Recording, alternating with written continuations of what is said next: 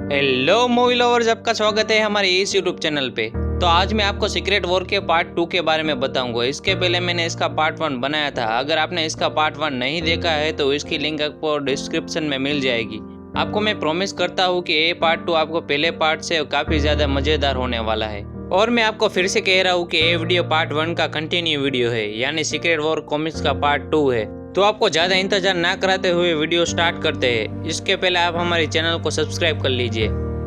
तो secret war comic का part 2 पहले वाले पार्ट से 8 महीने के बाद की स्टोरी है, जहां नमोर डॉक्टर डूम से मिलने के लिए लाइटवेरिया के किंगडम पे आया होता है, जहां वो नमोर इनकर्जन के बारे में डॉक्टर डूम को सारी बातें शेयर करता है और कहता है कि सारी अर्थ आपस में टकरा कर बिखर रही है और उसे अपनी अर्थ को बचाना है तो उसे कबाल ज्वाइन कर लेना चाहिए। लेकिन डॉक्टर डूम उसे मना कर देता है और उसे कहता है कि मुझे काम करने के लिए इससे भी ज्यादा इम्पोर्टेंट चीजें हैं। तब नंबर उसे कहता है कि दरअसल मुझे इसलिए तुम्हारी मदद चाहिए क्योंकि मेरा कबाल ग्रुप मेरे हाथों से निकल रहा है, यानी वो मेरे कंट्रोल से बाहर हो रहा है।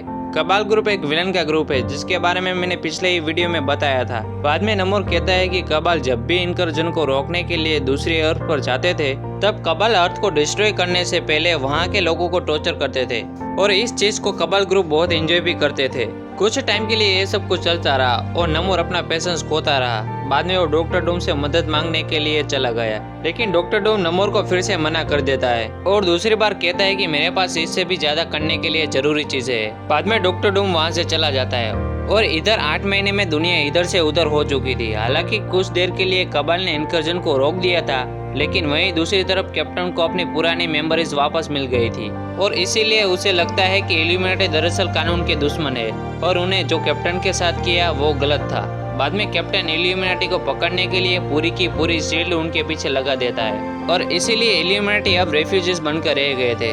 जैसे कि वकांडा सिटी पूरी की पूरी डिस्ट्रॉय हो चुकी थी और ब्लैक पैंथर वहां से भागकर छुपने के लिए एक और जगह ढूंढ रहा था।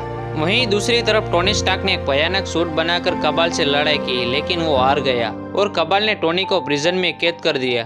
और इसके अलावा रीड रिचर्ड, हल्क और बाकी के इल्यूमिनेटी कैप्टन और शील्ड से बचने के लिए जगह ढूंढ रहे थे। और यहाँ दूसरी तरफ कुछ नई चीजें हो रही थी, जहाँ इनकर्जन को रोकने के लिए मल्टीवर्स एवेंजर्स नाम की टीम बनी थी, जिसमें हाइपीरियन, थॉर, स्टार ब्रांड और नाइटमार नाम की कॉस्मिक सुपर हीरो थे। बाद में मल्टीवर्स एवेंजर्स को ब्लैक प्रीस्ट के बारे में पता चलता है और उन्हें यह भी पता चलता है कि ब्लैक प्रीस्ट इनकर्जन के बारे में कुछ ना कुछ जानता है और इसीलिए मल्टीवर्स एवेंजर ब्लैक प्रीस्ट को मिलने के लिए वहां जाते हैं। लेकिन मल्टीवर्स एवेंजर्स और ब्लैक प्रीस्ट के बीच लड़ाई हो जाती है, लेकिन थोड़े महीनों के बाद ब्लैक प्रीस्ट का लीडर बाहर आता है और अपना मास्क निकालता है और पता चलता है कि ब्लैक प्रीस्ट का लीडर डॉक्टर स्ट्रेंज है। बाद में थोर उसे पूछता है कि क्या तुम्हें पता है कि अर्थ पर क्या क्या हो रहा है और तुम्हारे साथी इल्यूमिनेटी कितनी बड़ी प्रॉब्लम में है। और डॉक्टर स्ट्रेंज कहता है कि मुझे सारी बातें पता है और इसीलिए उसने ब्लैक प्रीस्ट ज्वाइन किया था, जिससे वो इनकर्जन होने की वजह ढूंढ सके और उसने इसका सोर्स ढूंढ लिया था। बाद में स्ट्रेंज मल्टीवर्स एवेंजर्स और थोर को कहता है कि इनकर्जन होने का कारण दरअसल रेबू मलाल और एवेरी किंग के बीच चल रहा वॉर था और इसके हिसाब से अगर इनकर्जन को रोकना है तो दोनों में से किसी एक को हराना होगा। और डॉक्टर स्ट्रेंज ने ब्लैक प्रीस्ट ज्वाइन करने के बाद वो काफी समय से यही करने की कोशिश कर रहा था, लेकिन उसकी सारी कोशिश नाकाम रही। और इधर अर्थ पर कैप्टन ने अपने सेल के साथ रीड रिचर्ड को ढूंढ लिया था, लेकिन वो अकेला नहीं था, उसके साथ और कई सारे सुपर हीरो थे, जैसे कि स्पाइडरमैन, कैप्टन ब्रिटेन, अमेरिडास जोई, ऐसे कई सारे सुपर हीरो रीड रिचर्ड की मदद करने के लिए आगे आ गए थे। बाद में काफी टाइम तक लड़ाई चलने के बाद रीड ने कैप्टन और उनके साथियों को पकड़ लिया और रीड कैप्टन को इनकर्जन के बारे में समझाता है और कहता है कि अभी तक इनकर्जन नहीं हुआ इसका मतलब ये नहीं है कि खतरा टल गया है। अभी तक इनकर्जन ना होने का कारण कबाल थे, जो दूसरी अर्थ को डिस्ट्रॉय कर रहे थे, लेकिन अब ऐसा कुछ भी नहीं होगा क्योंकि कबाल का लीडर नमोर अब फिर से इल्यूमिनेटी के साथ जुड़ गया होता है और इसीलिए अब कबाल ग्रुप इस अर्थ को प्रोटेक्ट करने के बजाय दूसरी अर्थ को प्रोटेक्ट करेंगे और इसीलिए इनकर्जन अब उनसे ज्यादा दूर नहीं था। बाद में रीड अपने प्रोजेक्ट को पूरा करने के लिए अपनी बैक्स्टर बिल्डिंग में वापस आ जाता है और प्रोजेक्ट को आगे बढ़ाने लगता है और वलेरिया रिचर्ड और फ्यूचर फाउंडेशन के मेंबर उस लाइफ रैफ्ट के ऊपर काम कर रहे थे, लेकिन तभी उनकी नज़र आने वाले इनकर्जन पर पड़ती है और वो समझ जाते हैं कि फिर से कोई दूसरी अर्थ उनसे टकराने के लिए वापस आ रही है। दरअसल ये अर्थ 1610 था, जो मार्वल का अल्टीमेट यूनिवर्स था और दोनों यूनिवर्स के अर्थ आपस में टकराने वाले थे। दोनों यूनिवर्स के सुपर हीरो अपने अपनी अर्थ को प्रोटेक्ट करने के लिए वो दोनों अर्थ के सुपर हीरो वॉर कर रहे थे। लेकिन रेड रिचर्ड का अपना ही प्लान था। वो समझ गया था कि अब वो अपने अर्थ को डिफेंड नहीं कर सकते थे और इसीलिए वो एक लाइफ क्राफ्ट बना रहा था जिसमें उसकी फैमिली और कुछ सुपर हीरो इंकर्जन के दौरान यहाँ से दूर जा सके। उसी की बैकस्टार बिल्डिंग के बाहर हर एक सुपर हीरो अपने अर्थ को डिफेंड करने के लिए वॉर कर रहा था। गार्डियन ऑफ द गैलेक्सी के मेंबर्स भी अपने स्पेस मिशन को छोड़कर अर्थ को डिफेंड करने के लिए आ गए थे और इसी के साथ हर एक सुपर हीरो का अपना अपना प्लान था। जैसे कि साइक्लोप्स वो अपने एक्समैन को छोड़कर वो इसका पता लगा लेता है कि वहीं थोड़े पास एक फियोनिक्स एक्स है जो थोड़ी देर में फूटने वाला था और इसी के साथ फिर से साइक्लोप्स के पास फियोनिक्स फोर्स की पावर आ जाती है। लेकिन साइक्लोप्स अपनी पावर का यूज कर सके उसके पहले रीड ने उसे टेलीपोर्ट करके अपने लाइफ क्राफ्ट में बुला लेता है।